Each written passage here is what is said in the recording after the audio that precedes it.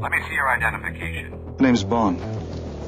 James Bond. You must be Igor. You've got a real attitude problem. Danger's my middle name. Wait, let me explain something to you. I am an FBI agent! I know, man, isn't it wild? Wow! My mistake! Did you eat a lot of paint chips when you were a kid? Why? Are you shook up? Are you nervous? Supernatural, perhaps. Christ, look at that! God help us! You're gonna need a bigger boat. Holy shit!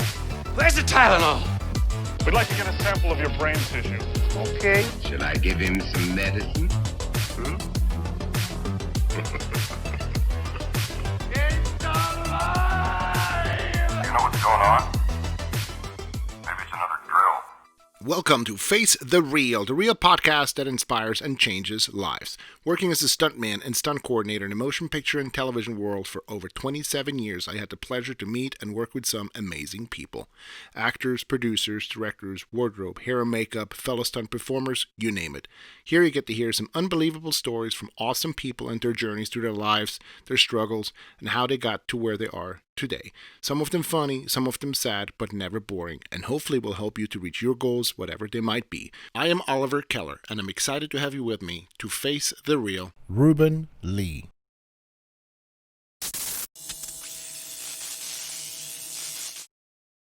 Okay, cool, man. So welcome to our little show here called Face the Real. Reuben today. Reuben Lee, how are things, man? It's been a while since I've seen you.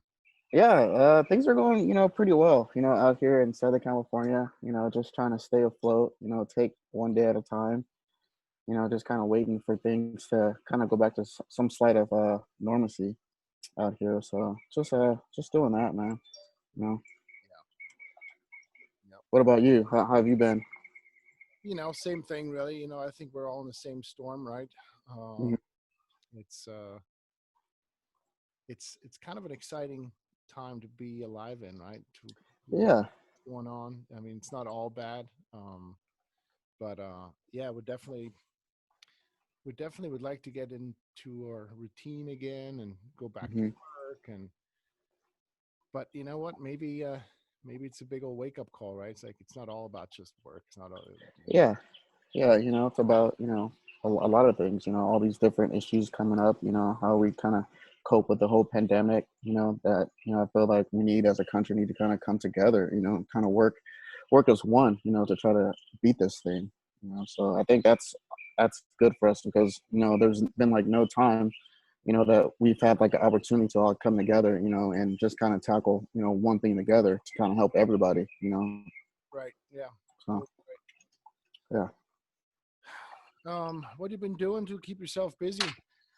I've been doing a lot of like Zoom meetings, some bunch of Zoom workouts.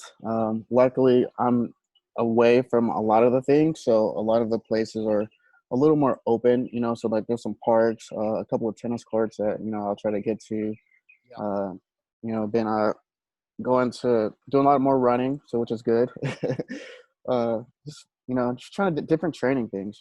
Just trying to stay active, trying to stay busy. I can't be in the house watching TV all day. Yeah, no way. You've always been really active, though, right? Yeah, but yeah, so that just staying that way. It's I kind of have to do something. It's hard for me just like kind of sitting in one spot. I get bored really easy. Do you live alone? No, roommate. Yeah, so. Also. Yeah. No, not in the industry. They're retired, so an older guy. So. Oh, okay, right on. Yeah. That's probably gonna be not too bad. Yeah, it's not too bad, and then I'm around here where I have like a bunch of like family friends and stuff that kind of live close by, so yeah, they're all kind of staying quarantined, so we'll get together like once a weekend, kind of do things like in the backyard. Very cool. So yeah. Well, hey, so let's you know what? I don't even think I ever talked to you at work regarding how did you get started. What so let's start at the beginning. Where did you grow up, and what was it like to be Reuben Jr.? Yeah, growing up, I'm from Southern California, born and raised. That's where I spent most of my time. I did live in Atlanta for about a year and a half. Didn't like it too much out there. I felt at the time, I felt it was a little too slow for me, because, like I said, I was like just always on the go and stuff. So moved back to Cali, California around, I want to say about 10, 11, so just growing up here for the most part, I was exposed to a bunch of different things, a lot of different friends in the neighborhood I grew up. So I was always playing outside. Like I said, like I never stayed in the house, never was really big on video games. Yeah. So I was always out playing some type of sport, different friends, they played different sports. So like one day I would go play basketball.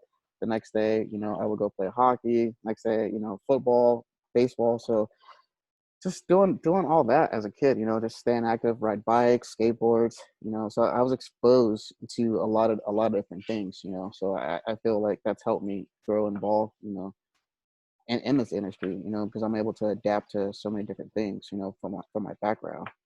Yeah. From there went on, played high school football, basketball, volleyball. So like I said, just did a bunch of different sports.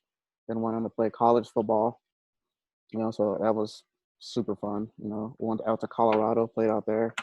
And then, I always wanted to get into this industry, but, like I told my mom, like when I was little, just from watching movies, and I'm like, oh, that seems like like super fun job. These guys are doing these different amazing, stunts, driving cars, flipping, fighting. I'm like, how do you get into that? She's like, well, I don't know, so I'm like, all right. And, I was telling my friends, like in high school, like, this is like what I want to do, but I didn't know how to get into it, and like no one in my family was in the industry. So like I would research things on the internet. I'm like, there were some like schools, but they were super expensive and super far to go to. I'm like, I'm never gonna be able to do that. So, after I got done playing football, I kind of had to figure out what I wanted to do the rest of my life. So I had some friends that worked on like the video games for like Madden Sports and NCAA football. They would do like the character work. So I would like ask them like, yeah, how'd you guys do this? Like this seems super super fun, because they would need former football players. They couldn't have current ones because of course that's a NCAA violation with the pay and everything. So they told me like how they got into that, and they told me that there's a company called Game Changing Sports that's basically a sports production company, and they were looking for ex-football players to film some scenes for the show Ballers on HBO. So I emailed the production company right away, and they're like, oh, you're lucky that you just emailed us. We had a spot open up, and this was literally the next day. So I'm like, all right, here we go. So first day on set, for some reason it just felt normal to me. Like I wasn't nervous, I wasn't scared. It just felt like this is what I was supposed to do. So went in there, filmed some stuff, got to talking to a couple of people, that have been there for a while, just asking them different type of things, and they told me, what to do. And my route, I started, doing the background route. So I did background for about like a year, and I loved it. It got me involved in different aspects of production. So I got to see how different things, move, learn about different situations and things. So, a lot of my work before stunts was, specialty background. So I would do like a lot of the football stuff, some basketball things, some hockey, and things like that. And so, yeah, that's, pretty much how I got my start, in it.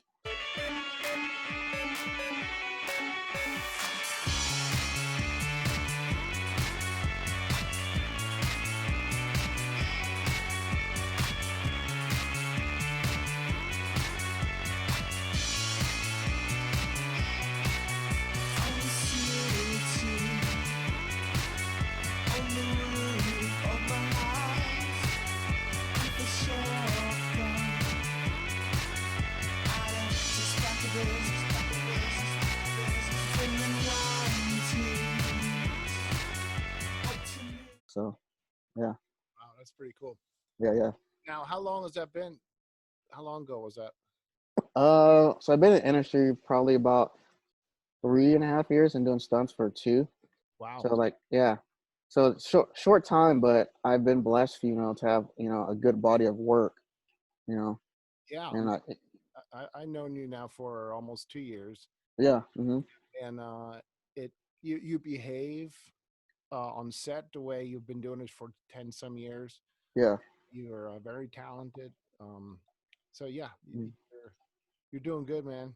Yeah, appreciate it. Yeah, a lot of people are surprised, when I tell them that, I've only been doing it for about 2 years. They seem like, oh, it seems like you've been doing this for forever, but I just attribute that to, like me being on set and talking to, guys like yourself and, you know, the veterans, that have been in the industry for, long periods of time. I'm just asking the right questions, like, how do I create longevity into this? How do I go about building certain, a part of like a community, a repertoire, about myself. And it's been great, since the day I started, I haven't, I haven't stopped, it's just been going and going. So, I love it. Well, and Yeah. like the set etiquette that you carry on with you Hmm. is very important, obviously, more so now than it ever has been. Yeah. And the the fact that you're so versatile, Hmm. growing up myself, I can relate to you because I could never really only do one kind of sport, right? I mean, I did compete in BMX and downhill and super G skiing in the Yeah. wintertime, but I still enjoyed all the other activities as well, and it just really helps to be so versatile. I sometimes get a bit down on myself when I see people like Joe Dryden or so on that are so freaking good at motorcycle riding, right? And I remember Hmm. because Joe and I are really close friends. Or Tony Carbajal that we had here as well. It's just they're so wickedly talented with those things. And I remember once like just watching that, I was like, there's nothing that I have that I'm that good at, right? Like outstanding. Maybe 1 out of 10 people in the world that can do Yeah. things. And then I told him that, and he was saying, you know what though? I kind of envy you because you can do a lot of different things pretty well, and I'm, you know, more specialized on one thing. So Yeah. it's a give and take, right? But Yeah, yeah, and I'm totally the same way. People, like growing up, in sports, I was never like the number one guy, at like any of the sports, but I competed at a high level. I was probably, the top, 4 or 5, combined, but I was always consistent. I was always there, willing to train, willing to work hard, to where some guys, they have like the top talent, they might not train all the time because they kind of let their talent speak. But as we know, that only goes so far. You got to keep continue training, keep continue learning. So that's how I kind of look at stunts. Like when I'm not working, I'm either like training, trying to sharpen my tools, trying to learn new things, to where I might use on set. I never like I feel like I never want to, unless it's something super crazy. Like I never want to have to tell a coordinator I can't do something. I at least want to say like, yeah, I have this. I'm proficient at this to this level. And then I'm pretty. A lot of times I'm like, oh yeah, that's fine. Or go. Here's 2 weeks to go. See if you can get a little higher, get a little further, like doing this type of thing. So that's how I look at it. right, You know? absolutely, you're right. Hmm. Now you make it sound like it was quite easy for you to get started in all this, and it might have been. Yeah. But how did you get introduced to the profession stunt performer? Uh, well, like I said, like just being on set, when I was doing background, essentially I was hustling before I kind of knew that it was hustling because I would ask the stunt guys, I would seek them out while I was on set. I was asking like, how'd you guys get into this type of thing? Like, oh, yeah, well, here's what you need to do. They would tell me, X, Y, and Z, and like I would go to the next set and I would ask like the same question again, and the guys kind of told me the same thing. So I just listened to their advice and took it, and everything came out great. You know. But what did you see on TV or so on that inspired you to become a stunt performer? Just the different action movies, with the guys driving cars, um, um, like a lot of like the sports scenes because I was big into that. So, watching like the sports movies and thinking like, oh, I could totally do that. Like I'm athletic enough. I know I could do this type of thing. So that's another reason that kind of helped me seek out, this whole industry as a whole. Yeah. How old are you now? Hmm. 29. Mhm. 29. Okay. Yeah. Mhm. Um, did you did you ever have self doubts that you won't make it? That you mentioned briefly that you saw stunt schools that are just very expensive or far away. Mhm. So you never, I assume you never took a class. You just started training with guys. Yeah, I started training with guys. I started training at XMA under Mike Chat in North Hollywood. So like that was essentially like my first type of like stunt school. So there, we do a lot of like hand combat, like fight choreography. So that kind of helped me, you know, get into get into the industry a little more. So having that type of background um, helped immensely. And then also, he kind of teaches us like the business side of the whole industry as well. So that also helps in using him as like a mentor. And then he has also like kind of connections to people that, if we have questions and he can't answer them, he'll kind of send us in, in the direction of who to talk to, for those things. So I guess that's like the first, type of like school kind of I kind of went to. And then also, just training, like at Bob Yerke's, like in his backyard doing high falls with, all those guys, a lot of stunt guys have, gone through there. So. Yeah, I lived there for a few months when I first moved to the States, Oh, did you? Okay. Okay. Yeah, Bobby was my first person I knew in LA. Awesome. Okay. Yeah. Yeah, he was my best man at my wedding. Awesome.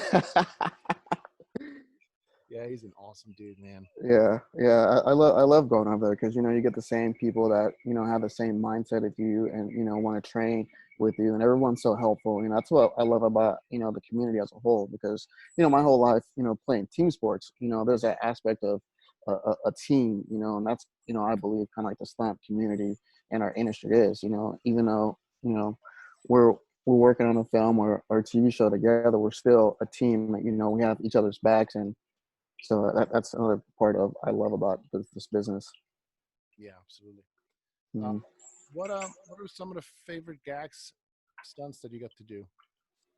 Some of the favorite things I've done, I've done a couple of ratchets. Those are super fun. I love being on a harness, even though sometimes it is uncomfortable. You're sitting in it for periods of time.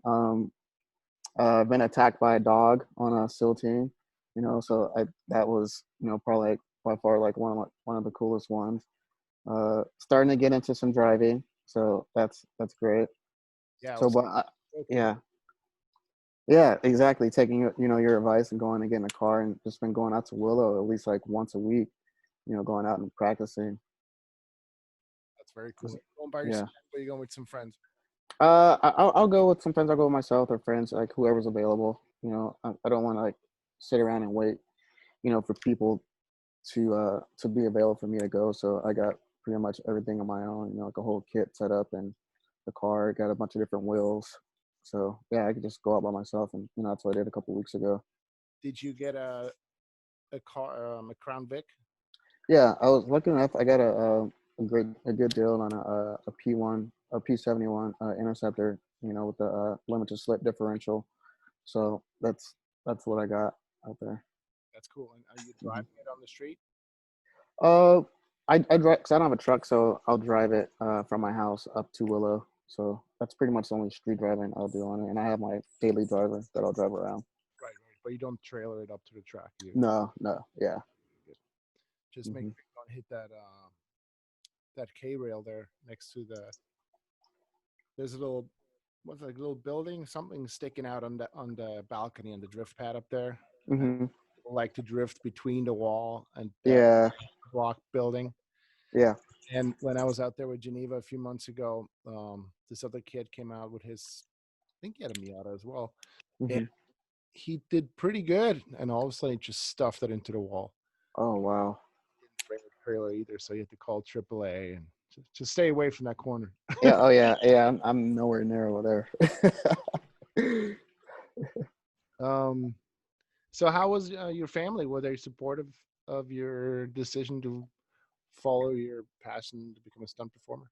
Yeah, 100%. They're always asking me, things that I'm in, let them know so they can, watch it and they tell their friends, and so super supportive. And I'm thankful for that. So it's been fun, man. I wouldn't trade it for anything. What are some of your next goals you want to achieve in that industry? Next goals, just keep staying consistent, with the work, and try to just keep building my resume and building, coordinators I work for. maybe do some water work down the line because I'm rescue certified scuba diver. So that would be awesome to get some water work in. I didn't know you were Hmm. a certified rescue diver. That's cool. Yeah, yeah. Turned out. Say it again.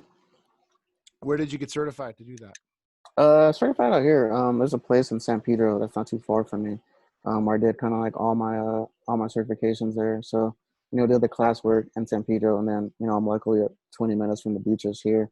So did all like the open water, and the advanced certs, and on the beaches here. So it's been fun, and my dive instructor is trying to get me to go to be a dive master and all that stuff. So that might be something down the line that I might look into. But yeah, I love being out in the ocean and diving. It's fun, man. Man, I think it's incredible. I mean, only been in business for 2.5 years, maybe 3 years, and you got all that to offer. Yeah. Skills. Now you're getting driving skills. I've seen you fights and regular falls Hmm. and so on. Have you done any fire at all? No, I haven't done fire. I guess I would like to. Just need to find somewhere. I guess you kind of don't practice that, but maybe you do. So just, but that's definitely on the list. Doing some firework and doing some car work. Maybe taking a couple of car hits. I would love to have that. And yeah, I've been practicing. Riding dirt bike, got that too. So going out on the track, once a week as well. So just trying to expand the skills. I don't like just having one skill set. I believe in No, you absolutely. know doing multiple things. It gives you a better opportunity to get hired and do different things. Do you know Clay Fontenot? Yeah, yeah, I do know Clay. Clay actually, I worked with Clay last year. Went super well. And then he was like, I'm gonna put your name in for some things, and so far he's put me in for three things. Uh, didn't get them for small. I don't know why the reason they went with another person or something, but this last one he put me in for, I ended up getting it, and it was a movie. I can't talk about yet, but yeah. So he's put me in for quite a few things. So it's been awesome to have that guy. I could call and ask questions about. So yeah, he's awesome. And your guys are about the same height, right? Yeah, exactly. So he put me into double because he was gone, I think, for almost like half of the year last year, and a couple of guys called him to see if he was available, and gave him my info right away, and they called me up. So Yeah. yeah, we're pretty much like the same height, same size, and so it's been good, man. And that guy is just like you, one of the nicest people, Hmm. easy to work with, and wickedly talented. I mean, Yeah, yeah. guy's booked for usually a year and a half in advance. Um, I set him up on a fire burn on NCIS New Orleans about, gosh, probably 2 years ago now. Uh-huh. And I work with NCIS New Orleans quite a bit. Jonathan Arthur and Joe Dryden are coordinating it. And we were over there, and the conversation came up, and they needed Clay again, and he wasn't available, right? And that's when I mentioned you, and they're like, "Oh, Yeah. who's this guy?" Right? And because you haven't been around that long yet, it takes a bit of time sometimes to get an opportunity and build a trust and so on. But that's the guy you want to be next to, man. Like the guy Yeah. always busy, right? And you're sharp in your skills. He's starting to believe in you. He's starting to believe in Hmm. your talents, and you guys build a good relationship, and that's how it's going to work. Dude, I'm so Yeah. thankful for you. That's awesome.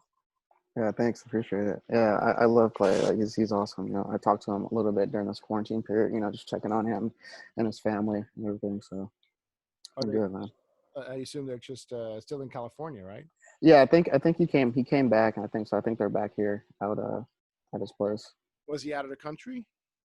Uh I I know when I last before I talked to him before the quarantine, I know he was out of the country, and I'm pretty sure they had to come back because most of everyone did in the industry that they came back to the States. So Yeah. mhm. Okay. Um, I heard there was some filming in other countries starting up again. I think Germany started up again. I'm not sure about anything else really because I'm just surrounded by, you know, people from Switzerland or Germany. Yeah, yeah, that's what I heard too. I heard Germany was I think they got the okay, and I think London, I think they just got the okay because I saw that Mission Impossible might be starting back in a couple of weeks. Oh, really? Okay. Hmm. Well, see, then Tom Cruise is going to be busy filming. He can't run for president. Yeah, exactly. You see that? Yeah. Like, what is going on in this world, right? Uh-huh. Yeah, knowing Tom, he'll probably like come out and parachute down to the White House or something. uh, What do you how are you dealing with this situation we're in right now? uh, dealing with it pretty well. Like I said, kind of taking it one day at a time. Try not to read too many news articles. Because you get conflicting things from this side and this side. So it's hard that ways. But just kind of take it one day at a time, and just social distancing the whole thing. Make sure if I had to go in the store, wearing a mask, and just trying to listen to like the experts about this whole thing.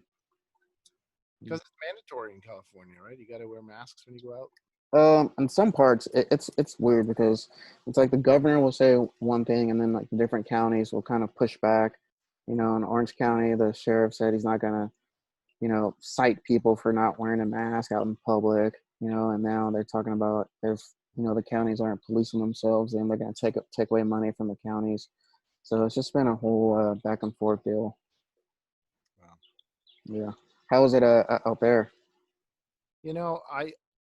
I'm in agreement with you. I don't really follow. We don't have TV, first of all, so Mm-hmm. news at all. Obviously, when I turn on a computer, I see a few things here and there. Ultimately, you just gotta use your common sense and be smart, and do what's right for you, and don't be scared. I think Yeah. there's certain rules that sometimes I guess you have to comply to. When you want to fly in an aircraft or so on, I was told that you need to wear a mask now. Mm-hmm. Otherwise, it's pretty relaxed here in the area where we are. Anyways, Peachtree City is a very small townish, so there's people with masks in the gym. There's people just as many without them. Yeah. And no more stores make it mandatory for you to go and wear a mask when you want to go in and shop. Okay. Yeah, I know here, like the grocery stores, they make it kind of mandatory. Or if you're like going to pick up, like take out food, you kind of have to wear it, to go in and, pick it up, which is good. I guess, everyone wants to be safe and, kind of do the right thing. Yeah. So, as long as it's, as long as everyone's kind of like abiding by it and everyone's safe, then it's not too bad. Yeah. So. Have you heard regarding the rookie? I think they're going to start up end of August. They're going to start. Yeah, I remember you saying that. I haven't talked to David or any like the execs up there yet. But I mean, that'd be great. If they could start, August. I heard SEAL team and SWAT supposedly we're gonna try to start, like the last week of July. So, but that was before like the second wave, I guess, or the numbers started going up. So, hopefully that's still the plan because that would be great. That's what I think. Like once one of the shows gets back up and running, and the other productions starting seeing that they can start running, then I think that will kind of get the ball rolling for the other productions to get going. But it's just gonna be who wants to be like that first one, because you don't want to be the first one and then next thing you know you're shut down because certain protocols weren't going right. So yeah, it's all about the insurances too. Once they mm-hmm. figure out what would work, then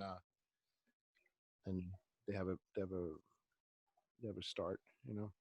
Yeah, I totally agreed. So what would you? I mean, it's kind of obvious here for us, but what would you recommend for someone that wants to start up in stunt work? It's just say here because this is not just for stunt performers to pursue their dreams, or Yeah.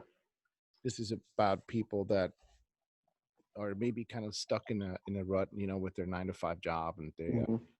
they're unhappy in what they do, and they always wanted to become a stunt performer. They always wanted to be a baker or whatever it might be. What would your advice be for someone like that feels a bit intimidated by moving into a different territory? I would just say make sure whatever you want to do, make sure you have a passion for it, because without that, then it's just kind of obsolete. So if you have that passion, that's what's gonna drive you and fuel you. So you know, that's like the first thing you kind of need to look at. You know, you need to love, you know, the hours, you need to love the work that you're gonna put in, you know, and that's going to help your overall outcome. So once you have that, if you can figure that out, and if you have the passion and the drive for what you want to do, everything else will follow suit. You know, it's my belief. But you know, again, it sounds so easy coming from Yeah, you. yeah. Because of it, it sounds like you had it easy to start, right? You did some extra work, and you talked to some people, and next thing you know, the ball's rolling. Where Yeah. some people, just to become a member of Screen Actors Guild, I mean, I talked to people that, again, they told me like, "Oh, I've been trying for 3 years to get my SAG card," and dude, I don't got Yeah. when I heard that story. It's like I give myself 6 months. That's it. Uh-huh. Um, so why do you think that some people are stuck, you know, and it takes them 3 years to get a SAG card, and others move on? That's a tough one, you know. I mean, it could just be the lack of focus, you know, because I think, you know, if you want something to happen, you can make it happen. There's, you know, there's different ways of, you know, getting your SAG card, you know, instead of, you know, just trying to wait to get the 3 vouchers. You know, there's lots of people. I had a friend that literally made their own short, which essentially, you know, I think they spent maybe $200, $300, if that, just for like the insurance part. I think because you have to have insurance, you know, whenever you do something like that. You know, they shot that and submitted to SAG, and that's what, you know, essentially got them, you know, SAG eligible. So there's ways to do it instead of, you know, sitting there and trying to do background for, you know, how many days, or trying to get vouchers, you know, because, you know, now it's so hard to come by because sets are allowed a certain amount of SAG people. I think it's like the number's 25 now, that it has to be 25 SAG people, and then the rest are non-union. So if there's not an extra voucher there, then you're not going to get one that day. Wow, So yeah. Hmm. wow, I had no idea. Okay, and you know what? Maybe now with this whole COVID thing, that could probably even change. They probably going to want to have less extras. Exactly. You know, and the first, I think, yeah, like 24, 25 have to be SAG. So if there's less extras, then there's less, you know, non-union people there. So Yeah, I did hear though too that more and more people get Taft-Hartley, you know, with hmm abilities or looks on. That has it, because at first when I first heard about the concept, when they with Taft-Hartley basically means that production just, you know, writes a letter, I believe, to Screen Actors Guild, and yeah, they do need you. Um, but that was always like, oh my gosh, that's never going to happen, right? Like that's such a huge exception. I never even counted on that at all when I first started. So I hmm my extra work, and I knew a couple of coordinators. Monty Simmons was one of them that helped me out on his show that he was coordinating at the time, and he gave me a couple of vouchers. But yeah, for some people it takes a long, long time, and I think you're right. It's all about focus on, you know, how much time are you willing to put in. hmm And dude, again, and I've been seeing it over and over here, and everyone I talk to on here is it's all about you just got to stick with it. You just got to do the work. You got to put in the time, and exactly. it really is kind of that easy, you know. Like Yeah, get really good at something, practice a lot, you know, put a lot of time in. exactly. Yeah, you know, you think of like when you're kids, you know, you're playing a sport, you know, like how much time do you put in, you know, doing that sport? You know, you go into practice, you know, you're practicing, you know, 4 or 5 hours a day, and then you're going and doing your own practice outside from that. So it's like it's the same thing, you know, in this kind of industry, you know. You know, we don't have like there's no set schedule to like in school, you know, you have to do this from this time to this time. It's now you have to do it on your own. You have to set your own schedules, you know. So it's you know, it carries over from when we're a child to adult life Yeah, with absolutely, the whole scheduling. for sure. Um, did you ever battle certain situations that you felt kept you pulled back a little bit, or taking out some wind out of your sails? Not really. That's I think I just attribute that to, you know, being in sports and having like the whole confidence thing of knowing I could do something. You know, so I just kind of looked at that and just believing in myself. You know, if you believe in yourself, and others will believe in you as well. And that just kind of helps with everything. I'm trying to. You can tell I'm trying to find something that. Yeah. There's nothing though. Good upbringing. He's doing all right. He's focused. He's talented. Yeah, just oh,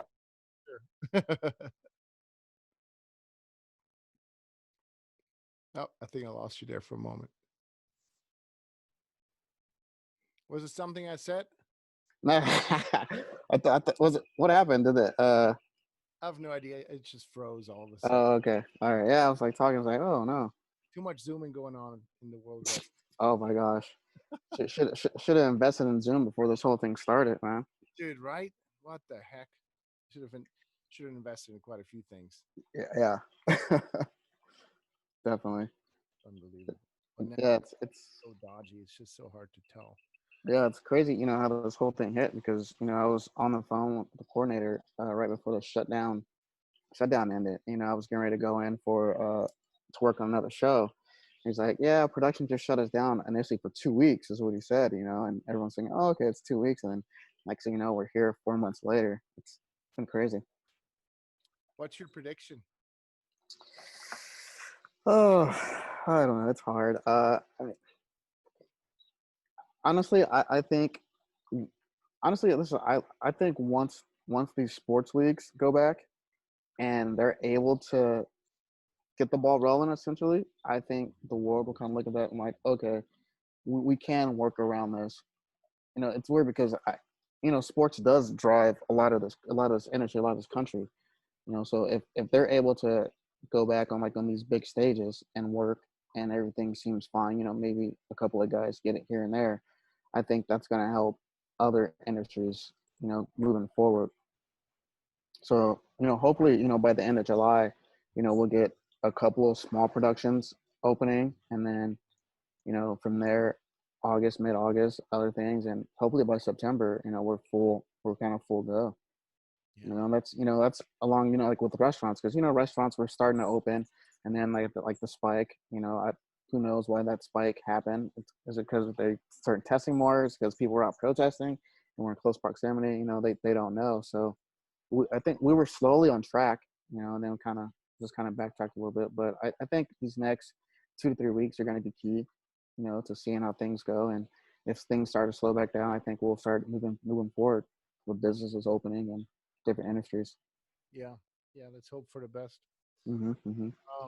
Okay, so I'm still trying to find a weakness in Reuben right now. I just want to, I'm trying to have people. I'm trying to give people the ability to, to see how others that succeeded struggled as well. Yeah. That doesn't mean you have to make something up now. You can just no. Hey, Yeah. That's just. I've been blessed. It's been good. Yeah. Totally fine. I mean, everyone's had like struggles, I would say like learning different things, it's kind of been a struggle, because I didn't have like a fight choreography background, even though I did small martial arts growing up, but I don't know, it's hard because like everything I contribute, it's back to like some type of athletics. And that's what I've been doing my whole life is some type of movement. So, just kind of applying the different applications is, you just kind of tweak things and I'm able to, pick up things, pretty quickly, but I do train at it. It's not just like an overnight success, spent 6-7 months training, in stunts before I even started, before I even booked my first job. So. Yeah. So persistency. Mm-hmm. You haven't had any large injuries yet, right? No large injuries. And like, like a lot of times when I do get booked, thankfully I am booked, with, veteran performers with like yourself, been doing it for 20, 30 plus years. So, they always tell me, make sure you take care of your body, get in the gym, get in the swimming pool, lift some weights, do yoga, go get your acupuncture, your massages, to stay healthy, because essentially, we are professional athletes. So, and that's, I take what they say and I kind of apply that. So, I try to do yoga 2 or 3 times a week. I'm in the gym, try to, go swimming and, just trying to keep my body, healthy and safe, you know. So I talked like Greg Barnett, he's been in the industry for many years. He said he's never broken, one bone. So, I just, it's amazing. Greg Burnett said that. Yeah. Yeah. But yeah. No, And he's one that. I totally believe it. Mm-hmm. And he's one. Yeah. Sorry. He's No, good. Most healthiest guys. He's super talented. I mean, I don't know if you ever watched some of his old stuff, on a TV show called Remington Steele. I believe he doubled, Pierce Brosnan. Yeah. And did some really cool gags on that one. And just like, all the 80s and 90s, this guy's so talented and got away with a lot. Yeah, I can totally believe it. Never broke a bone in his body. Yeah. Yeah. And I like going and watching movies, seeing the guys I work for and going and watching like their old stuff and, just seeing like the fun gags and type of things that they're in there doing, just love watching like the Smoke and the Bandit movies. Those are pretty cool, the old little Westerns and things like that. And, it's amazing what those guys, were doing then, with the, not having the technology that we have today, and just seeing them pulling off like these amazing stunts. It's awesome. And I look up to those, those guys and girls, and I love it. Yeah, it's funny you say that because I just watched a documentary on Dukes of Hazzard the other day. Mm-hmm. The way they shot that TV show was they had a full-on second unit all week. So there was, 2 units going on per episode every week. So they were doing giant car chases and with their own team, right? They had their own camera guys and so on. And I was thinking, like, man, it'd be so cool to film a project in that way, like they used to, like just old school. Maybe even try to make it a challenge not to use cell phones, make it a challenge not to use emails, and just to have a product that is so old school, and just to see how well we would do with it. Because I mean, some of the movies, maybe not that TV show, but some of the older movies are timeless and still hold up. Old, like you said, the Wild Bunch as an example, an old Western, just solid movies, Dirty Harrys and so on. And they were all made on basically an analog technology, right? And they held up. They just had a bunch of really talented people. And nowadays, you have all those gadgets and I don't know if they're necessarily better quality items, products. Yeah, I totally agreed. It's hard to tell, but just going and listening to like some like the older generation, talking of like how they would get booked on like their jobs, and because like there weren't any cell phones back then, there weren't GPS, and for them to even get like a call sheet, they would say like they would have someone come and deliver the call sheets to them, which is which is like crazy, having that job and going across town delivering your call sheets. Or if they were on some other set and they need to get booked for another job, how they have the calling service, and listen to like guys going to payphones and using payphones and calling the service and like, I'm on this job, and just like the different hustling stories, that how easy I guess easy it was. They would go down and pull the permits from the city and go down into the different sets, and or even sometimes I've heard that the older guys would get hired on the same day. Like they would go in the morning and see if their services were needed, and the guys like the stunt coordinator would be like, I can use you today, or no, I can't use you today, come back tomorrow, type of thing. Just hearing those stories are just amazing. It's crazy. Yeah. No, you're right though, and I just now forgot again that you already came in the industry in a time where that was all gone, basically, right? I still remember when I first moved to the States that I was already doing stunt work in Europe and so on before I moved here. It was all different again. And then remember Chris Howell, old stunt coordinator, old school cowboy, right? But super cool dude. Kind of harsh sometimes to some people, but he's always been really kind. But he told me, make sure that you call Teddy's answering service and tell them that I vouch for you and they get you in. And I'm like, what are you talking about? I'm like, first, Teddy, And Teddy's was one of the first answering services at the time. That back in the day in the 70s, I guess 70s is when it started. Maybe it even happened before, or 60s could be. Where they had an office with a number, one phone number that they will call that office and say, "Hey, I'm producer X. I'm trying to get a hold of Reuben Lee. Give him my phone number. Have him call me." So then those people at the answering service, they called your house, Reuben Lee's house, right? And now, let's see, you weren't there. You had an answering, what's it called, a message recorder. So they left you a message, but they maybe know that you're at the restaurant Z because before you left your house, that's what those people used to do. They will call.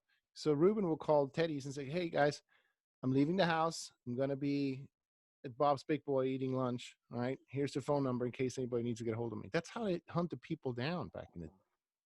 Right. It's crazy. Or then you will call pretty much once a day. And I remember, signing up with Teddy's. I remember calling in almost every day or every other day. It's like, "Hey, any messages?" It's like, "No, Oliver, no messages."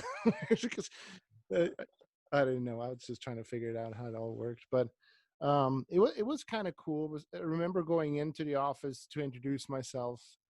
I brought him a bunch of donuts, and it's just an additional interaction with human beings, that we lose more and more, I think, nowadays. Like even back in the day, like Glenn Wilder is an example, which I don't know if you ever got to meet. I know his grandson, McKinley. Okay, cool. He told me that sometimes a studio would send a driver over to his house to hand deliver a copy of a script, right? So interaction more, right? And it's just it's pretty cool. It must have been really neat to have all that experience. Yeah, it's pretty cool. And what were we saying? You were mentioning a good point. I'm going to cut that out. Gosh, we were talking about. So what are some of your favorite old movies that you were mentioning? Smokey and the Bandit, maybe, or what other? Yes. Smokey and the Bandit. I used to watch not a lot of westerns, but my dad, that he's always had like the westerns on and things like that. So like a lot of like those John Wayne movies. I saw some of those, like Clint Eastwood, like you said, the Dirty Harry movies. Just those growing up. Lethal Weapons were always great to me because it had the comedy, because I love laughing. So it had the comedy aspect in it, but also had like the good action aspect in it as well. So those were by far great. Back to the Future, love those series. So things like that. I like series. Series are good. The Terminator movies with Arnold Schwarzenegger. I guess like I just remember as a kid like seeing those movies, and hearing like a lot of the stuff being filmed in LA, California. So now we're essentially like we're not getting, I guess, as many films as they did back then. So it's kind of sucks in that aspect. But yeah, Lethal Weapon movies, they were so awesome, dude. Oh, and actually all four of them hold up. Yeah, all four of them. Great directing, great action, and I just watched it not too long ago with my daughter, and Richard Donner, the director, like there's no need, it seems like, to punch into close-ups and go back to close-ups that often, as they do nowadays a lot of the times. Just a bit of a wider shot with all three characters in it. Sometimes just how you would see it if you were there. You know what I mean? It's just more simplified, but it feels better, I think. Tarantino kind of shoots that way still. He's feel to it. Yeah, totally agree. Because I've been on set where director just wants to go like in for tighter, and then like tighter, then tighter, then tighter. It's like like how many close-ups do you like of do you need? Right. But then other sets, directors, they know exactly what they want, and they move like 2 or 3 shots of this. All right, let's switch it, flip the camera, set, go, roll, and it's just it's great, being on set, because I learned so many aside from doing stunts. You learn so much about the business. You learn from like the different lighting, how things are being lit, backlit, different camera techniques, like the booming up, the tilt angle, and all those things like that. So it's all like for me. Whenever I go, it's always a learning experience. Like if I'm not learning every day, then I'm not living. That's how I look at it. Love that. So yeah. Worked on movies yet, or mainly TV? I've done a couple of movies. One I can't talk about. It's not really sure. That's like the one that Clay put me in for. Worked another one for, well, me and you. We worked, that movie for Jeff Barnett. Oh, that's right. Yep. Yeah. And then a lot of TV shows, because that's it's mostly that films out here. Is TV. And like I tell the story like how I got the job on The Rookie. Went out and I actually hustled Dave Rowden. It was a late night down. Like I think it was like on an overnight shoot. So I went down there, me and 2 other people in the rain, actually. So hustling in the rain, not many people do that. And that one hustle has led me to basically being on The Rookie for the first 2 seasons. I'm ready to go for the third. So I just attribute that to doing something that you really want to do. So it's like we have to do things that we don't want to do until we can do things that we want to do. So Yeah, well said. And Dave Rowden is so easy though too. He's such a good guy, and he appreciates people coming and meeting someone in person, and he likes helping someone. He enjoys the fact that he can call someone and say, "Hey, do you want to work?" Or he appreciates when someone like you, someone young, is eager and hungry and wants to learn and wants to do better and is willing to put in the time. yeah, exactly. Yeah, and I found that way like with most of the coordinators, that I've worked for. It's just going in, meeting them, or like now, like I've been able to, get referrals from certain coordinators here, and I've worked in South Carolina, and that was from a referral from a coordinator I had worked for in California. They needed someone that could, drive a boat, and they couldn't find anyone, in the Atlanta area that could do boat work, and maybe some water stuff, and they called out here, saw my stuff, and flew me out there. So it's just like you said, just being genuine, building relationships, going in, doing your job, being respectful, and I believe things will fall into place. Absolutely. It's quite, if you think about it, it's quite easy, right? However, Mm-hmm. if you're focused and willing to put in the work, yeah. Yeah, you just got to do it. You got to carry the pads, set up boxes. I've done all that stuff, and it's something to do. Is it fun? I mean, it's fun. I love being on set. Being around, the people working, and you're working side by side by your friends, and I wouldn't, like I said, I wouldn't trade it for the world. I love it. So if I got to carry pads all day, I've done that. I've been booked for a job and didn't work one bit, but I just carry pads back and forth. I'm totally fine with that. I'm learning because I'm there. Getting the opportunity, to watch some stuff, that I wouldn't normally have been able to afford the opportunity to. So Yeah, exactly. You just got to be able to humble yourself and understand that just because you're not the one doing the big stunt right now, um, you're not gaining something from it. You always have the opportunity to learn from anything, even exactly. not to do things, right? Yeah, yeah. That's a big one right there. Um, you have the inspiration to coordinate one of these days. Yeah, I would love to coordinate. That's like I said, like that's why when I'm on set, I kind of like I'll ask the coordinator, like how did they come up with a certain idea to set this kind of certain situation, and luckily, the coordinators I've worked for, sometimes they'll ask for like my input. They're like, so like what would you do here, type of thing. They kind of give you a little freedom, to express the different thoughts that you have or opinions, in certain situations. So yeah, down the line, I would definitely love to coordinate. That's where I see me kind of going, and then the next years, after I get more time under more hours on set, more days, I would love to coordinate. See, that's another thing I really admire about you too, is you want to coordinate, you want to move up the ladder, but Mhm. you also have a healthy respect of the fact that it just needs time. It takes time to get there because you don't want to rush being in certain situations, like like in charge already of an action sequence and so on, because you still have lots to learn, right? And you already Yeah. you still know with inside, and that's why you're so humble about it. It's like, I don't need to rush that. Yeah. Yeah. Like time will tell. When you're ready. It's not going to be. I mean, yeah, you kind of want to go after it, but in a sense, you kind of want to have it come to you. You know, because if you go out searching for it and you get it, you're not going to be ready, and then next thing you know, someone's hurt on your set, and next thing you know, that kind of goes your whole kind of thing. So yeah, just give it time. That's with anything, any industry. Just give it time, put in your due diligence, and put in your work.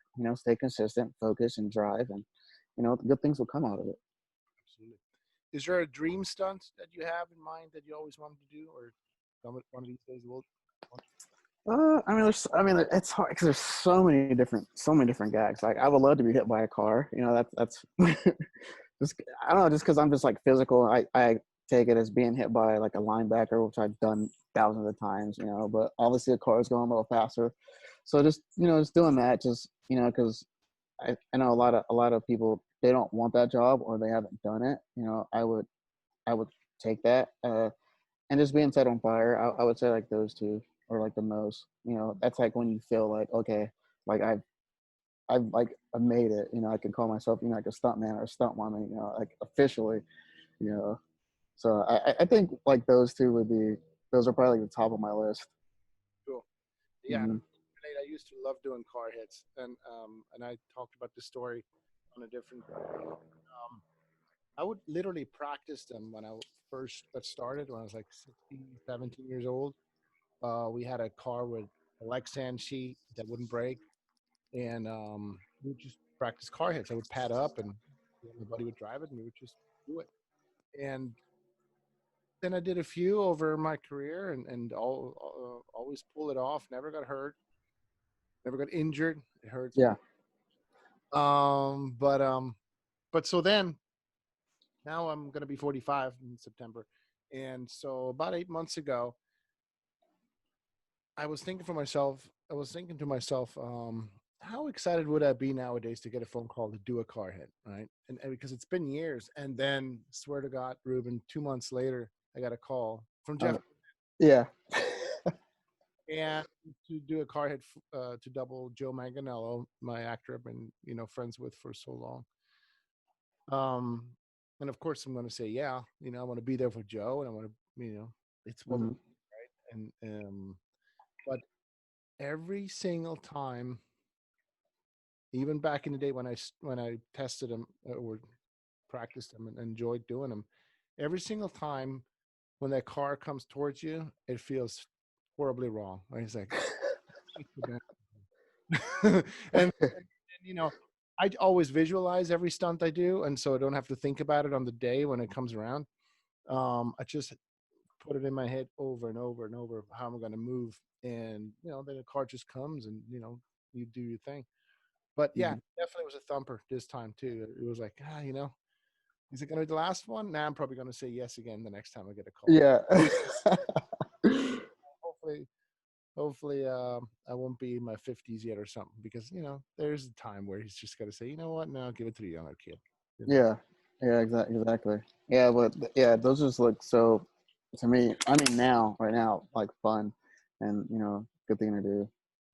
Totally. So that's definitely on the list. And like, yeah, and like doing a fire burn, I would love the chance to do that. But first, I would, any type of like fire safety, I'd be willing, to do that. Like I said, that's a whole like step process. You just don't go into like, okay, setting on fire, but you need to do like, you know, uh, like fire safety first, learning different places to apply it, the gels, different places where you're gonna light it, things like that, and kind of work your way up into doing like a full fire burn. And then also maybe doing like some driving stuff, like a cannon, that a pipe, that would be awesome to do. But like again, with that, you kind of need to be on set doing, like car safety kind of things first for a while and learning the different aspects of it before just going in, jumping in the car and doing it.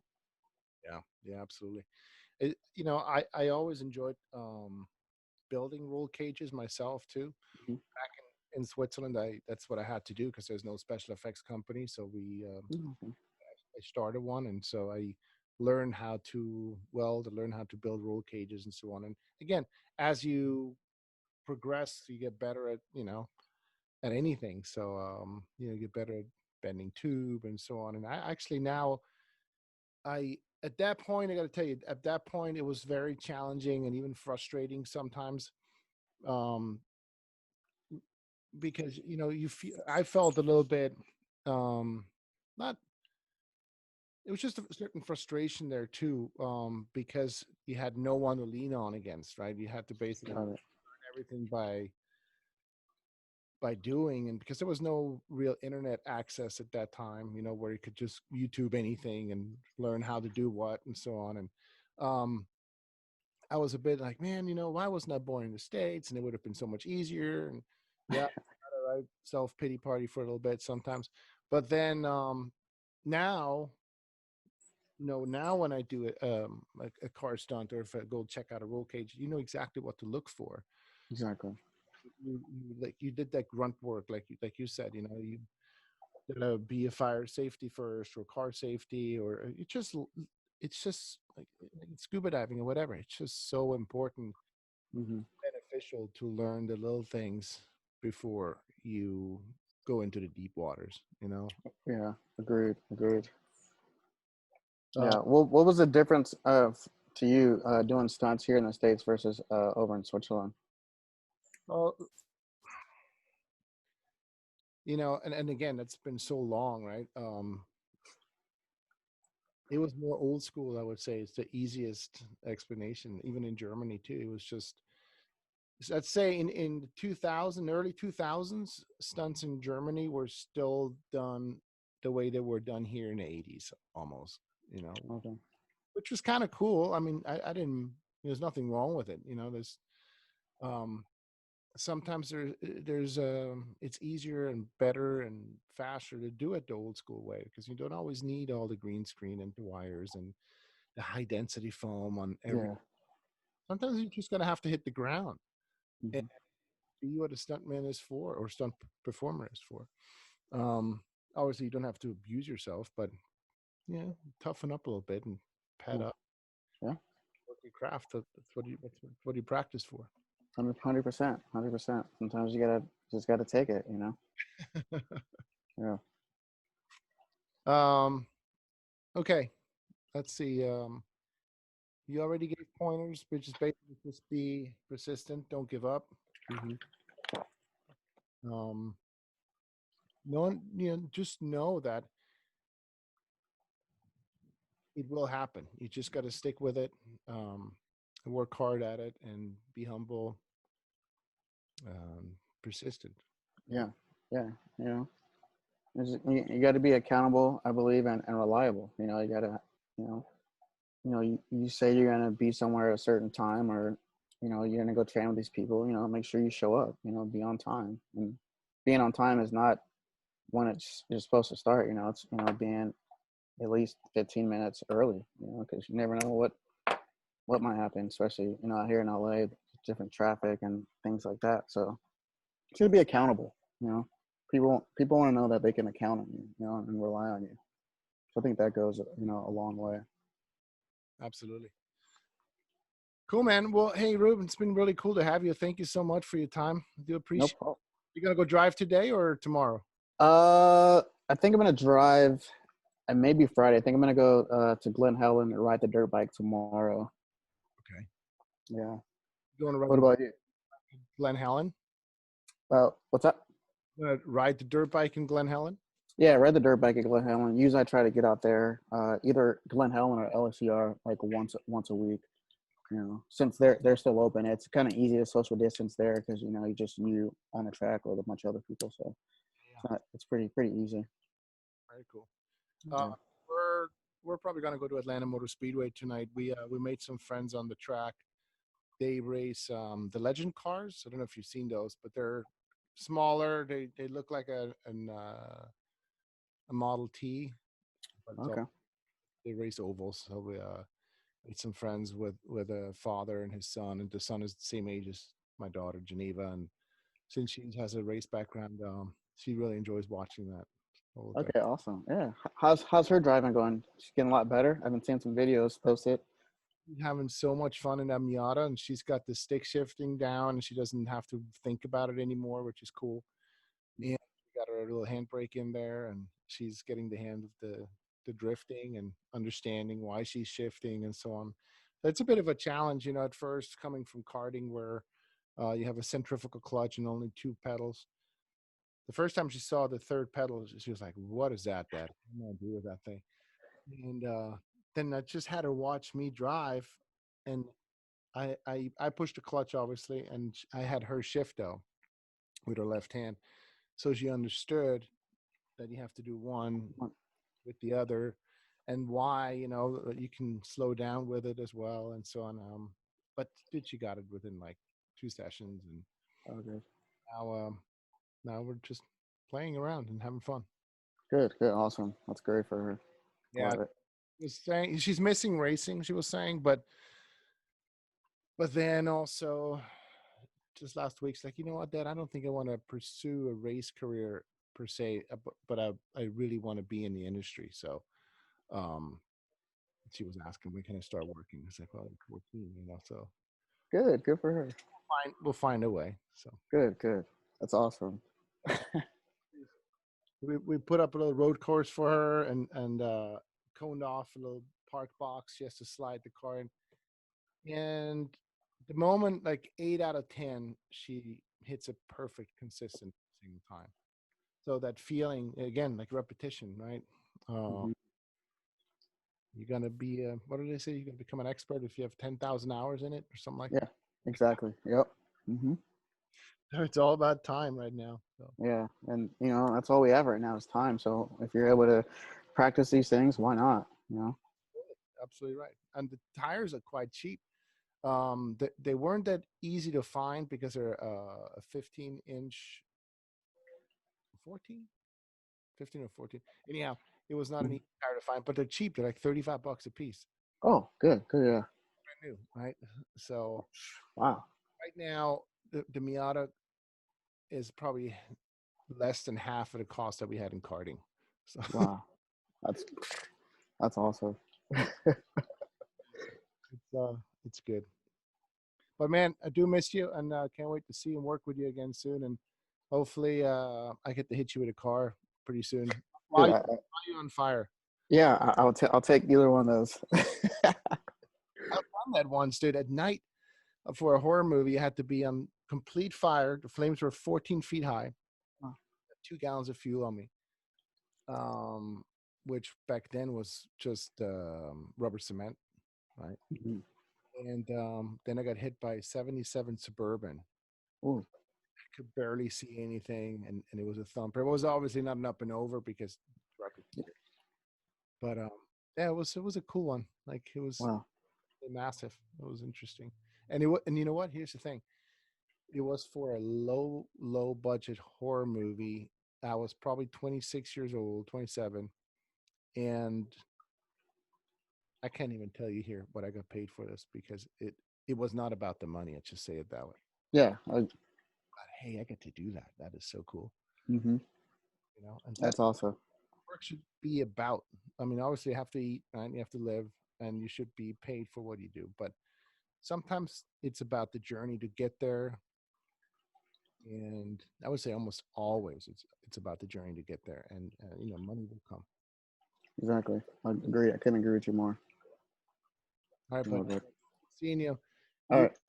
Do well, and I'll hopefully see you in 3 weeks. Awesome. Sounds good. Thank you, Ollie. Appreciate it. Stay safe, bud. Have a good one. All right. You too.